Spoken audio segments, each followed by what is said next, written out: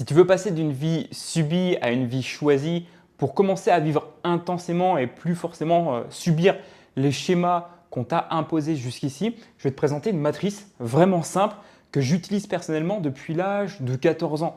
Parce que 14 ans, ça correspond à la période où j'ai fait le premier gros choix dans ma vie qui était assez inconfortable mais qui était indispensable à la vie que j'ai ensuite créée. C'était de perdre du poids, perdre du gras, me transformer physiquement.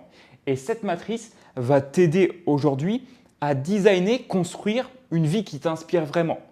Et c'est vraiment tout le sujet. Donc dans cette vidéo, on va pouvoir à la fois parler des relations, du travail, du couple, de la famille, des finances, du lieu de vie, de la santé, du dev perso, des loisirs, des voyages, de l'équipe, de la contribution.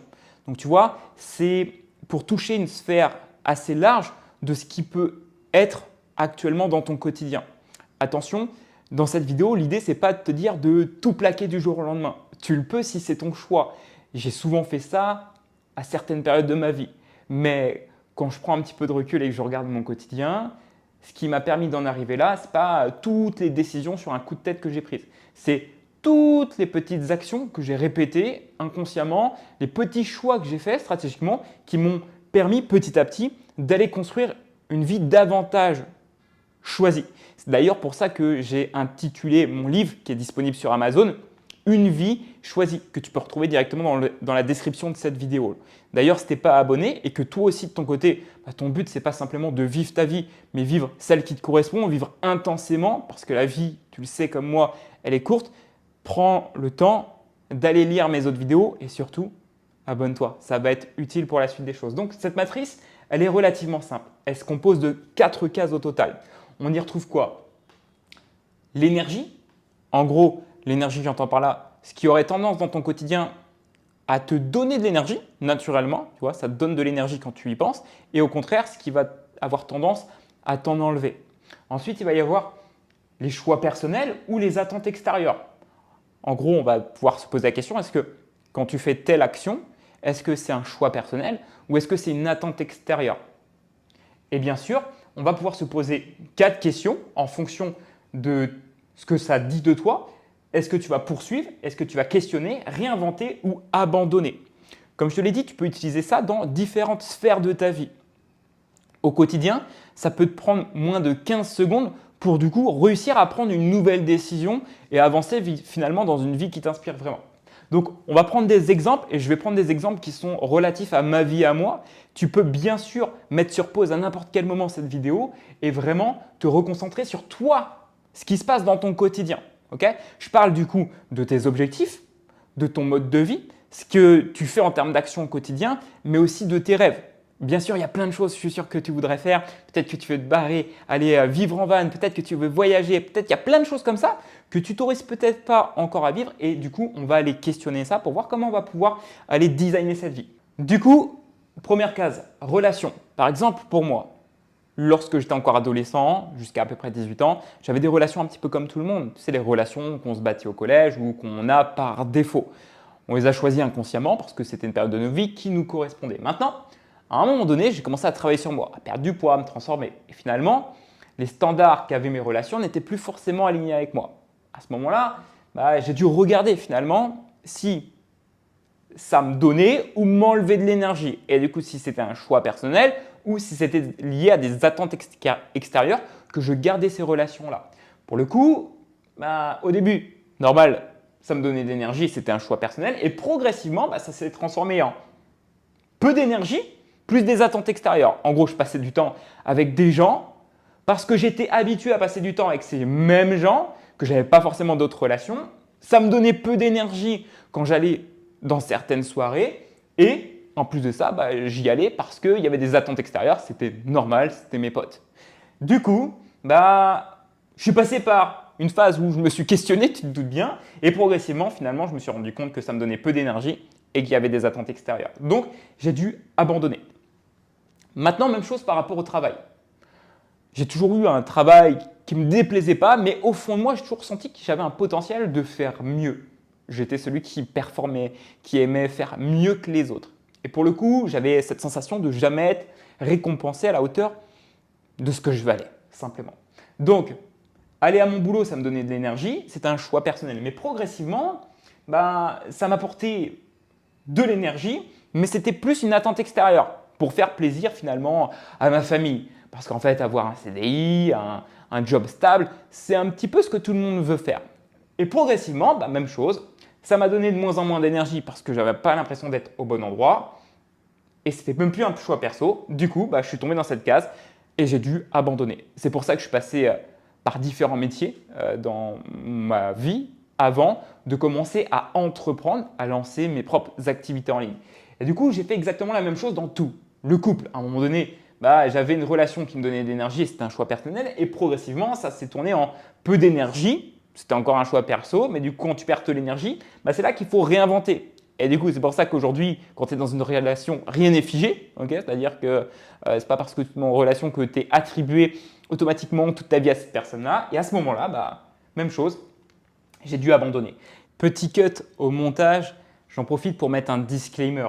Lorsque je dis que par exemple, ça me donne peu d'énergie, que c'est un choix perso et que je dis que c'est à réinventer, quand je passe de réinventer à abandonner, il y a quand même un delta. J'entends par là que si par exemple tu es dans un couple qui aujourd'hui te donne peu d'énergie, que c'est encore un choix personnel d'être ici, le réinventer, tu ne passes pas directement à abandonner.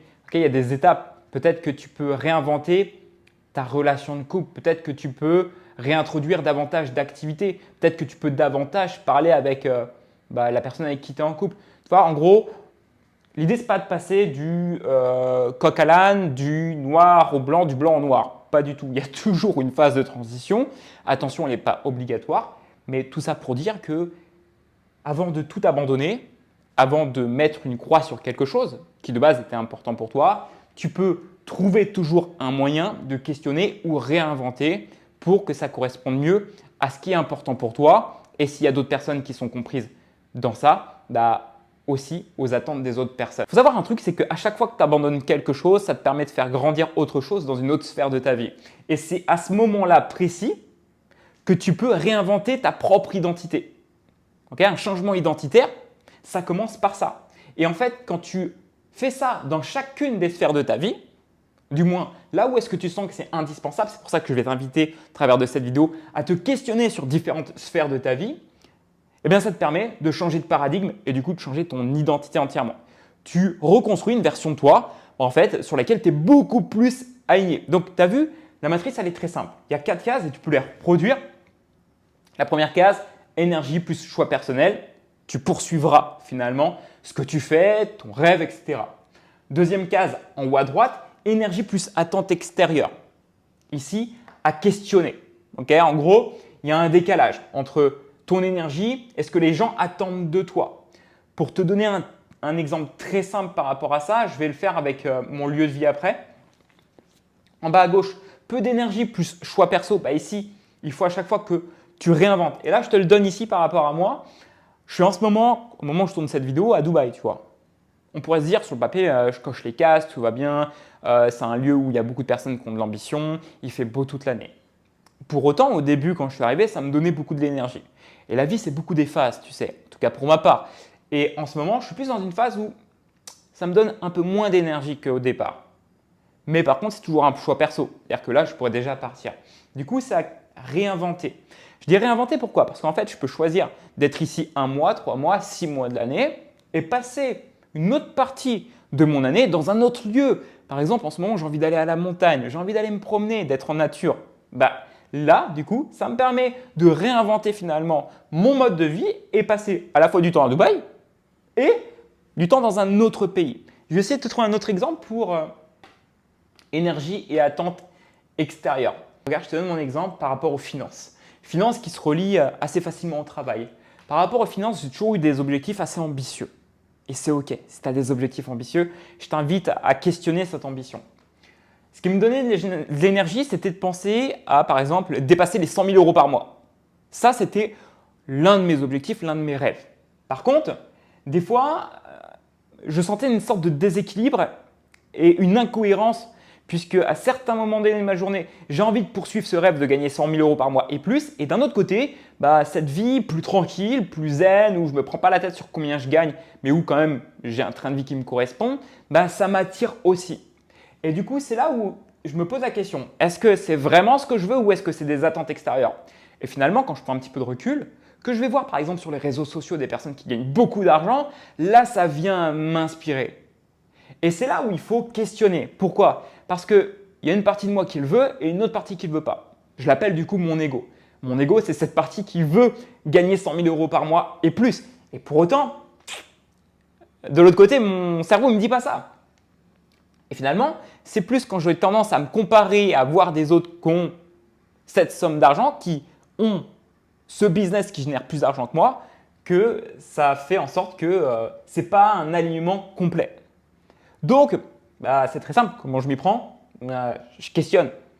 Et finalement, j'essaie de ne pas en faire l'ultra priorité dans ma vie.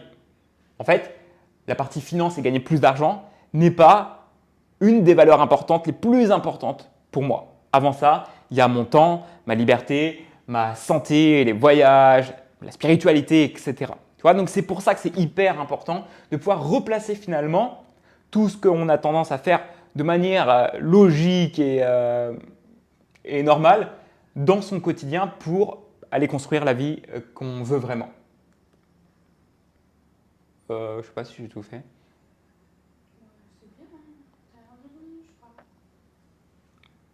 Maintenant, très clairement, comment toi tu peux t'y prendre là? Tu vas lister parmi toutes ces sphères de vie, ce qui toi te dérange le plus actuellement, ce qui t'inspire le plus, ce qui aurait tendance à moins t'inspirer. En général, les trucs qui viennent assez facilement, tu t'en rends compte, peut-être que c'est ton couple, peut-être que c'est ton métier, peut-être que c'est l'argent que tu gagnes, peut-être que c'est ton manque de temps. Je veux que tu ailles questionner tout ça. Si par exemple c'est tes relations, quand tu penses à ta relation, est-ce que ça te donne ou est-ce que ça te prend de l'énergie? Ensuite, est-ce que ta relation c'est vraiment un choix personnel ou est-ce que c'est une attente extérieure? Par exemple, c'est l'attente de ta famille. Ta famille veut te voir en couple, veut que tu aies des enfants, veut que X, Y, Z, que tu aies une belle maison avec cette personne. En fait, c'est là où tu pourrais questionner. Derrière, si je te prends un autre exemple, ta santé. Est-ce qu'aujourd'hui, quand tu penses à ta santé et tout ce que tu fais pour ta santé physique et mentale, est-ce que ça a tendance à te donner ou prendre de l'énergie? Tu sais, à 14 ans, si j'ai fait ce choix aussi de me transformer physiquement, c'est parce que j'étais pas fier de mon reflet dans le miroir. Je me sentais pas à l'aise dans mes fringues et finalement, quand je regardais mon quotidien, j'avais peu d'énergie du matin au soir. Donc, j'avais peu d'énergie et en plus, c'était un choix personnel. C'est-à-dire que c'était moi qui faisais que j'étais dans cette attente. Donc, je devais me réinventer. J'ai dû changer d'identité et faire des choix différents. Et du coup, je suis revenu ici, dans cette case-là. Avec de l'énergie, c'était un choix personnel et j'avais envie de poursuivre ça. Et c'est pour ça que ça fait plus de 10 ans aujourd'hui que je m'entraîne, que je prends soin de ma santé physique et ma santé mentale. Même chose, imagine les voyages. Imagine que tu as un rêve de partir voyager, de découvrir le monde. Peut-être que tu ne sais pas parfaitement encore où et ce n'est pas le sujet aujourd'hui, ni le comment, on s'en fout. C'est quand tu penses à potentiellement aller voyager. Est-ce que ça a tendance à te donner ou à te prendre de l'énergie? Est-ce que c'est par rapport à une attente extérieure? Tu vois des personnes voyager et tu te dis en fait c'est exactement ça, moi je veux voyager, ils voyagent tous donc c'est normal de voyager. Non, c'est là où c'est pas normal. Si tu ne sais pas si tu as envie de voyager et que ça t'inspire, c'est à questionner, tu vois, à explorer peut-être. Mais peut-être que finalement, c'est un choix personnel que de voyager. Ça te donne de l'énergie quand tu y penses. C'est pour ça que tu dois le poursuivre et le mettre davantage au premier plan dans ta vie. Je pourrais passer des heures à faire cette vidéo parce que ça m'inspire vraiment. Je t'invite vraiment à te questionner, à me poser des questions et d'ailleurs à me dire dans les commentaires si vraiment tu as un nom pour cette matrice. Je vais sûrement en trouver un, mais si tu as des idées, écris-le directement dans les commentaires. Je te rappelle, mon livre il est disponible directement sur Amazon. Une vie choisie. Vraiment, dedans, je te partage exactement ce qui, moi, m'a permis de construire une vie qui m'inspire vraiment. Si tu as apprécié cette vidéo autant que j'ai aimé à la tourner, prends le temps de mettre un petit commentaire, lâcher ton like, ce que tu veux. En tout cas, c'est à toi de jouer maintenant. Arrête de subir ta vie. La vie défile, tu le vois autour de toi. Les gens, parfois, sont en mauvaise santé, il leur arrive des problèmes et finalement, ils n'ont pas vécu peut-être la vie qu'ils auraient voulu vivre. Ne tombe pas dans ce piège-là. Même si c'est inconfortable, même si tu dois mettre plus de temps que certaines personnes pour aller construire la vie que tu veux, fais-le. Prends cette décision inconfortable aujourd'hui. Parce que dans un an, tu peux être à construire une vie qui te ressemble davantage. On se dit à très vite, c'était dit. Let's go!